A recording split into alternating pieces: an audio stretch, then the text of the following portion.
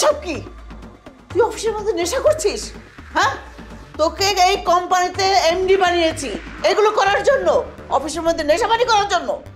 কেমন মম, এইটা তো জেনারেশন, আর এই জেনারেশন এটা হয়। আমি তো আমার ফ্রেন্ড সার্কেলদের সাথে জাস্ট একটু চিলি তো করছি, এখানে অন্য আর কি। বসে পোলা বাড়ি খাই, আমি একটু জেনারেশনটা মিলাইছি। ও জেনারেশন বিয়াদব! হ্যাঁ, এখন তো অন্যায় করেছিস, তারপর বড় গলায় কথা বলছিস। তুই তো এই কোম্পানির এমডি হওয়ার যোগ্যতাই রাখিস না।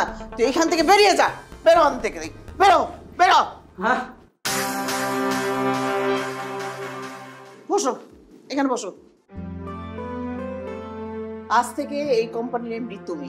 কি বলছেন? মানে আমি এই কোম্পানির এমডি? আমি কি পারবো? অবশ্যই পারবে ইনশাল্লাহ। তুমি অনেস্ট মানুষ, ভালো মানুষ, তোমার দ্বারাই সম্ভব। তুমি পারবে এই কোম্পানিটাকে এগিয়ে নিয়ে যেতে। আমার দোয়া আছে তোমার সাথে বাবা। All the best.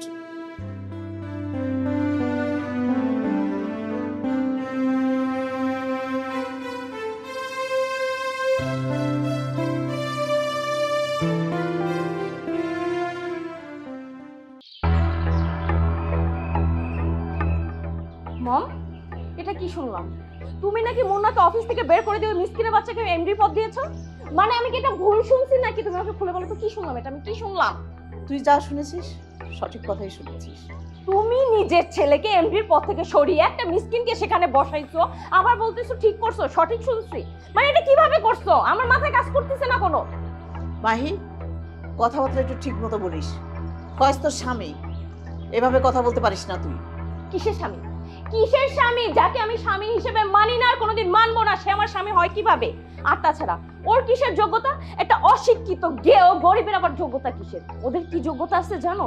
বড়লোকদের কিভাবে ফুসলিয়ে ফাসলিয়ে তাদের টাকা মেরে খাবে, বুঝতে পারছো? তো তোমাকে ব্ল্যাক ম্যাজিক করছো, ব্ল্যাক ম্যাজিক। শোনো মা, একটা কথা বলি, এই সিদ্ধান্ত একদিন তোমাকে খুব পস্তাবে, মাইন্ড ইট। মেয়েটা পাগল হয়ে গেছে, কি করে নি কি বলে ও নিজেও জানে না।